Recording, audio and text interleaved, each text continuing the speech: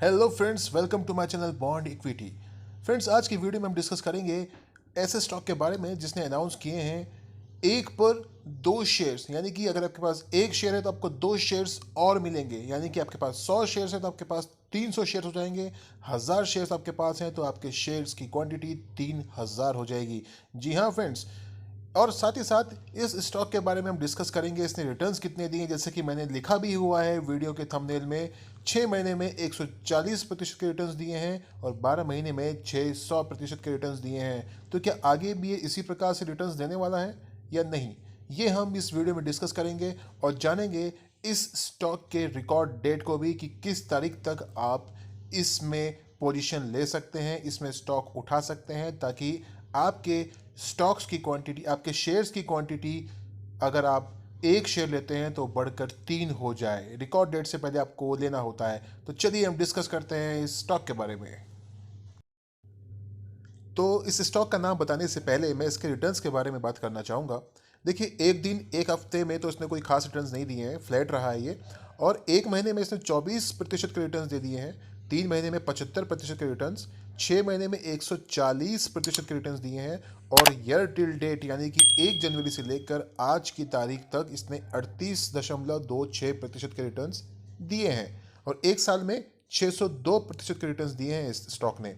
2 साल में 326% के रिटर्न्स, 3 साल में 499 यानी कि करीब 500% के रिटर्न्स दिए हैं, और 4 साल में 494% के रिटर्न्स दिए हैं, 5 साल में 385% के रिटर्न्स, 10 साल में 410% के रिटर्न्स दिए हैं इस स्टॉक ने।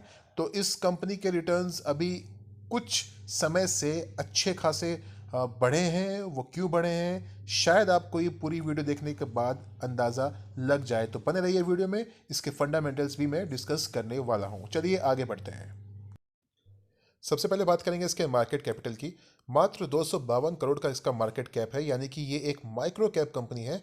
और इसका करंट प्राइस जो है, जो इसकी क्लोजिंग हुई है, वो 660 रुपये पर हुई है। हाई इसका 700 रुपये का है, लो है 65.1 का। स्टॉक का पीई 15.9 है, बहुत ही अच्छे लेवल पर है इसका पीई। और बुक वैल्यू 135 की है, यानी कि बहुत अच्छी बुक वैल्यू है। डिविडेंड यील्ड 0.15%, आरओसी भी दमदार है, 25% पे है, और आरओई 21.4% पर है। फेस वैल्यू 10 रुपीज़ की है। तो बहुत ही दमदार वैल्यूएशन के नज़र आ रहे हैं।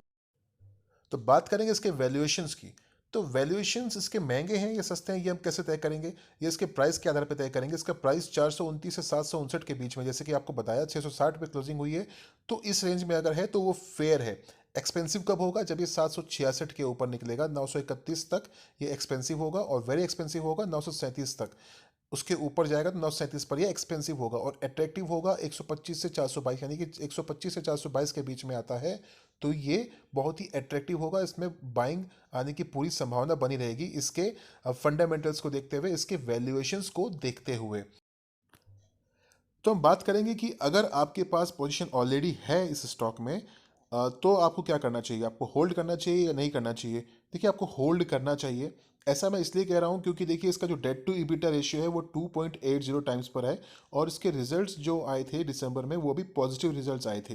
पिछले क्वार्टर्स की भी हम तुलना करेंगे, पिछले क्वार्टर्स में कैसे रिजल्ट्स आए थे दिसंबर से पहले के क्वार्टर्स में, वो भी हम डिस्कस करेंगे। वीडियो में आप बने रहिए। लेकिन हम बात करेंगे दिसंबर 20 में, तो उसमें रिजल्ट्स कैसे आए थे। देखिए, इसके कुछ हाईलाइट्स हैं।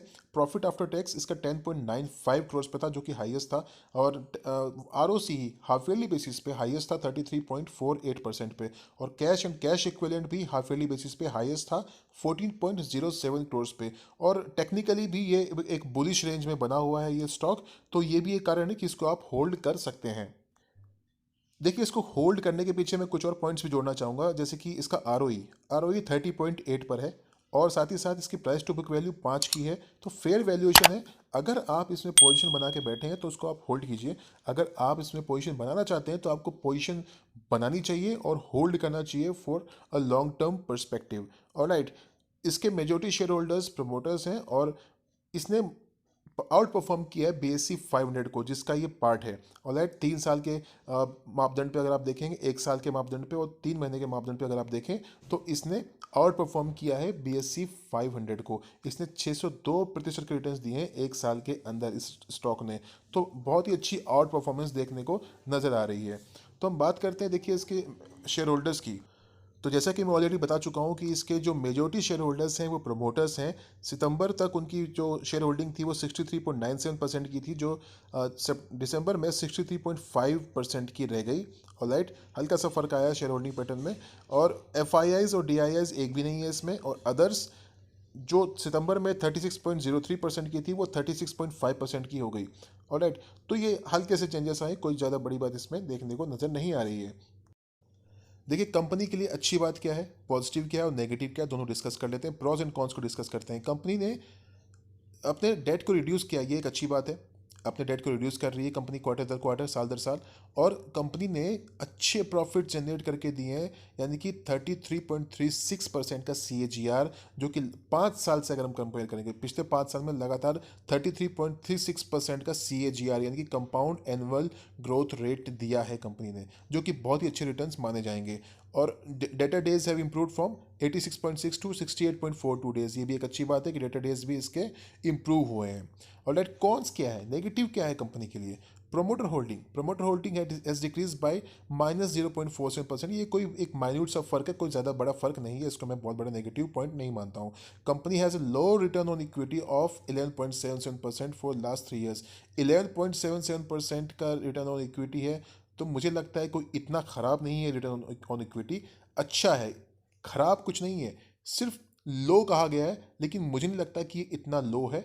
अच्छे रिटर्न्स हैं। इतने ROE पर भी अगर कंपनी 33.36% का रिटर्न्स जनरेट करके दे रही है, तो ये बहुत अच्छी बात है इस कंपनी के लिए। तो चलिए अब मैं कंपनी का नाम डिस्क्लोज कर देता हूँ। कंपनी का नाम है स्मृति ऑर्गेनिक्स लिमिटेड।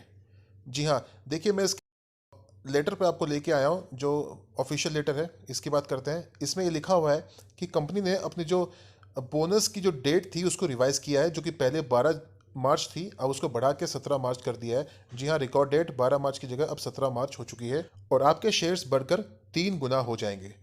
चलिए अब इसके रिजल्ट्स की बात कर लेते हैं। तो बात करेंगे सबसे पहले सेल्स की। पिछले कुछ क्वार्टर से अगर आप कंपेयर करेंगे तो देखेंगे कि इसकी कंसिस्टेंट परफॉर्मेंस रही है सेल्स के मामले में, रेवेन्यू के मामले में। ऑलराइट, तो कंसिस्टेंट परफॉर्मेंस है, थोड़ा बहुत ऊपर नीचे रहा है, लेकिन कंसिस्टेंसी बनी हुई है, इसमें कोई ऐसी हमको नेगेटिव बात नज़र नहीं आती है। और एक्सपेंसेस के मामले में अगर हम बात करते हैं तो एक्सपेंसेस भी देखिए इसके पिछले कई क्वार्टर से इस बार दिसंबर 2020 में कुछ कम हुए हैं एक्सपेंसेस पहले की अपेक्षा, अगर हम बात करते हैं तो। और ऑपरेटिंग प्रॉफिट अगर हम बात करेंगे पिछले कुछ क्वार्टर से, तो देखिए ऑपरेटिंग प्रॉफिट इस बार और पिछली बार यानी कि सितंबर 2020 में भी अच्छा ऑपरेटिंग प्रॉफिट निकल के सामने आया, जो कि सितंबर 2020 में 9.34 करोड़ का था और इस बार 8.08 करोड़, हल्का सा फर्क आया, हल्का सा नीचे आया ऑपरेटिंग प्रॉफिट, लेकिन तब भी कंसिस्टेंसी बनी हुई है। पिछले कई क्वार्टर्स की अपेक्षा अच्छा ही ऑपरेटिंग प्रॉफिट देखने को मिला है। ऑपरेटिंग प्रॉफिट मार्जिन की अगर हम बात करते हैं तो देखिए पिछले 2 क्वार्टर में यानी कि दिसंबर 2020 और सितंबर 2020 में अच्छे खासी जंप देखने को मिली है। 25.35% सितंबर 2020 में और 25.58% दिसंबर 2020 में, जो कि पिछले जून 2020 में 19.25% का था और मार्च 2020 में 16.71% का था, यानी कि बहुत ही अच्छे ऑपरेटिंग प्रॉफिट मार्जिन देखने को मिल रहे हैं। और किसी भी कंपनी की ग्रोथ के लिए ऑपरेटिंग प्रॉफिट मार्जिन का बढ़कर आना बहुत ही अच्छी बात मानी जाती है, कंपनी को दमदार माना जाता है। तो हम बात करते हैं प्रॉफिट बिफोर टैक्स की। देखिए प्रॉफिट बिफोर टैक्स की अगर बात करते हैं तो सितंबर 2020 में 8.11 करोड़ का था और दिसंबर 2020 में 7.28 करोड़ का। और उसके पिछले क्वार्टर्स में आप देखिए तो बहुत ही कम था, इस पिछले 2 क्वार्टर्स की अपेक्षा बहुत ही कम प्रॉफिट बिफोर टैक्स देखने को मिला था। तो ऑल एंड ऑल प्रॉफिट भी सुधर रहे हैं कंपनी के, मार्जिन भी सुधर रहे हैं कंपनी के पिछले कई क्वार्टर्स की अपेक्षा। तो नेट प्रॉफिट की अगर हम बात करते हैं तो हम बात करेंगे जून 2020 से पिछले क्वार्टर्स को। देखिए जून 2020 के पिछले क्वार्टर्स में देखिए कितना बहुत ही कम नेट प्रॉफिट था, लॉस भी था पिछले कुछ क्वार्टर्स में। तो अब अगर आप देखेंगे तो सितंबर 2020 में 5.84 करोड़ का नेट प्रॉफिट और दिसंबर 2020 में 5.11 करोड़ का नेट प्रॉफिट। तो कंसिस्टेंसी बनी हुई है और अच्छी खासी जंप देखने को मिल रही है नेट प्रॉफिट में भी। और अगर हम EPS की बात करते हैं तो सितंबर 2020 और दिसंबर 2020 में अच्छी खासी जंप देखने को मिली है पिछले कई क्वार्टर्स की अपेक्षा। जून 2020 से लेकर पिछले कई क्वार्टर्स में EPS उतना स्ट्रांग नहीं था जितना कि इन 2 क्वार्टर्स में देखने को मिला है। कंसिस्टेंसी पहले भी थी EPS में, थोड़ा बहुत अप डाउन था, लेकिन इस बार जो जंप देखने को मिली है वो काबिल तारीफ है। तो अगर हम बात करते हैं शेयर कैपिटल की, तो शेयर कैपिटल भी हमको कंसिस्टेंट देखने को मिल रहे हैं, 4 पर है पिछले कई क्वार्टर से। और रिजर्व्स भी बढ़ रहे हैं कंपनी के, आप देख सकते हैं हर क्वार्टर में लगभग रिजर्व्स आपको बढ़ते हुए देखने को मिल रहे हैं। और बोरोइंग्स घट रही हैं, आप कंपेयर कर सकते हैं पिछले कई क्वार्टर से बोरोइंग्स घटती नजर आ रही हैं। मार्च 2020 में 16 की थी और सितंबर 2020 में 10 की रह गई बोरोइंग्स। ऑलराइट, तो लाइबिलिटीज़ भी आप देखिए, लाइबिलिटीज़ कम होती नज़र आ रही हैं पिछले कई क्वार्टर्स की अपेक्षा। तो हम बात करेंगे अगर टोटल एसेट्स की, तो टोटल एसेट्स भी आप देखेंगे। मैं बात करता हूँ मार्च 2020 से सितंबर 2020 की। तो पहले मार्च 2020 तक 88 के एसेट्स थे, 88 करोड़ के एसेट्स थे, और जो कि सितंबर 2020 तक सिर्फ 2 क्वार्टर में ही 91 करोड़ के हो गए। अभी दिसंबर 2020 और मार्च 2021 के एसेट्स इसमें ऐड नहीं हुए हैं। देखना ये होगा कि क्या वो एसेट्स बढ़ के आते हैं या घट के आते हैं। बढ़ने चाहिए एसेट्स, ऐसा मुझे लगता है। अगर बढ़ के आते हैं तो इस कंपनी के लिए ये बहुत ही अच्छी बात होगी। तो अब इतनी डिटेल्स बताने के बाद आपको क्या करना चाहिए इस कंपनी में? आपको होल्ड करना चाहिए, बाय करना चाहिए, या फिर अगर आपके पास पोजीशन है तो आपको सेल करके निकल जाना चाहिए? देखिए, ये चीज़ें हम डिस्कस करेंगे थोड़ा बहुत। इसके लिए हमको चार्ट पे चलना होगा। चलिए हम इसके लिए आपको चार्ट पे लेके चलते हैं। तो मैं ले आया हूँ आपको स्मृति ऑर्गेनिक्स लिमिटेड के चार्ट पर। मैंने वीकली चार्ट ओपन किया है यहाँ पर। तो हम शुरुआत करेंगे सबसे पहले वॉल्यूम्स से। देखिए, वॉल्यूम्स क्या दिखाते हैं? वॉल्यूम्स ये शो करते हैं कि अभी कुछ हफ्तों से अच्छे खासे वॉल्यूम्स हो रहे हैं इस स्टॉक में। अगर आप पीछे जाते हैं तो यहाँ पर आप देखेंगे फ्लैट है, वॉल्यूम्स आपको देखने को नज़र नहीं आ रहे हैं। इतने स्ट्रॉन्ग वॉल्यूम्स नज़र नहीं आ रहे हैं, आप देख सकते हैं। लेकिन अभी कुछ हफ्तों से यहाँ पर हम देखेंगे, कुछ हफ्तों से आपको ठीक ठाक वॉल्यूम नज़र आ रहे हैं। तो वॉल्यूम्स होने का मतलब ये है कि इसमें बाइंग हो रही है, इसमें डिलीवरी उठाई जा रही है। तो आप ये समझ सकते हैं कि अगर आप इसमें पोजीशन बनाना चाहते हैं तो आपके लेवल्स क्या होने चाहिए। देखिए, यहाँ पर आप देखेंगे जो इसका एक सपोर्ट निकल कर आता है, इसका जो लो था 480 का, तो 480 का इसका एक सपोर्ट है। यहाँ पर अगर ये आता है तो डेफिनेटली आपको बाय करना चाहिए। जैसे कि मैंने डिस्कस भी किया था, इसके वैल्यूएशंस चार्ट पे ले गया था। तो वैल्यूएशंस फेयर कब आते हैं? अगर ये 450 480 के आसपास आता है तो इसके वैल्यूएशन अट्रैक्टिव हो जाएंगे। अभी इसके वैल्यूएशंस फेयर है, लेकिन अगर मार्केट की वॉलिटिलिटी में ये नीचे आता है, 480 के आसपास 500 के आसपास आपको मिलता है, तो आपको और भी ऐड करना चाहिए इस स्टॉक को। आप पिछली परफॉर्मेंस को देखेंगे तो इसमें क्या दमदार परफॉर्मेंस रही है। आप देख सकते हैं लगातार ये ऊपर की तरफ जा रहा है, यहाँ से क्या एक रॉकेट की तरफ भागा है और अच्छे खासे रिटर्न्स दिए हैं इसने, और उसके रिजल्ट्स भी अच्छे आए हैं। तो अगर आप पोजीशन बनाना चाहते हैं तो उसके, अगर आप लॉन्ग टर्म इन्वेस्टमेंट करना चाहते हैं तो आप इसके रिजल्ट्स पे ध्यान ज़रूर दें। अगर आप इसमें पोजीशन बनाना चाहते हैं तो मेरा ये मानना है कि आप इसमें पोजीशन बनाएं, लेकिन उसके पहले आप अपना रिसर्च और एनालिसिस भी खुद करें और अपने फाइनेंशियल एडवाइजर से संपर्क भी ज़रूर करें। ऑलराइट, तो मेरा उद्देश्य आपको सिर्फ इस स्टॉक के बारे में जानकारी देना है। तो जैसे कि मैंने आपको बताया, ये जो लेवल्स हैं यहाँ पर 480 का लेवल, यहाँ पर इसके आसपास इस रेंज में आपको मिलता है तो आपको ये बाय करना चाहिए। जैसे कि मैंने आपको बताया कि इसके वैल्यूएशंस 450 के आसपास आके बहुत अट्रैक्टिव हो जाएंगे। अभी इसके वैल्यूएशंस फेयर है, अभी भी आप इसमें बाय कर सकते हैं। अगर इसका जो ऑल टाइम हाई है अभी 699 रुपये का, 700 रुपये का, इसके ऊपर ही सस्टेन करता है तो ये और भी रॉकेट बनेगा, इसके ऊपर निकल जाएगा। तो ऑलराइट, तो अगर आप इसमें लॉन्ग टर्म इन्वेस्टमेंट करना चाहते हैं तो आप इसमें पोजीशन बनाएं, अभी से ऐड करना शुरू करें, और नीचे आता है तो उसमें और क्वांटिटी ऐड करना शुरू करें। एक साथ पूरा पैसा ना लगाएं, क्योंकि स्टॉक काफ़ी रैली कर चुका है तो नीचे आने की संभावना भी इसमें बनी रहती है। ऑलराइट, अगर आप ट्रेडिंग करना चाहते हैं तो आप 700 रुपये के ऊपर जब सस्टेन कर जाए, मैं कहूँगा अगर ये क्लोजिंग देता है तो ही आप इसमें पोजीशन बनाए for a short term profit. इसमें आप 5-7%, 10% के लिए आप ट्रेडिंग कर सकते हैं। वो लेवल्स क्या होंगे ये मैं आपको अभी नहीं बता पाऊंगा। आपको सिर्फ ये कहना चाहूँगा कि आप इसमें ट्रेडिंग के लिहाज से ना करें, आप इसमें सिर्फ लॉन्ग टर्म इन्वेस्टमेंट के हिसाब से ही सोचें।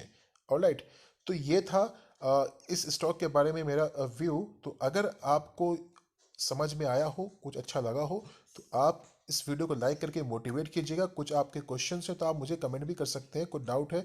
और अगर आपको वीडियो अच्छा लगा तो लाइक कीजिएगा, सब्सक्राइब नहीं किया तो सब्सक्राइब कर डालिए, और बेल आइकन को प्रेस करना ना भूलें, और शेयर कीजिए अपने दोस्तों के साथ भी। फिर मिलेंगे नई वीडियो में, अपना ख्याल रखिए।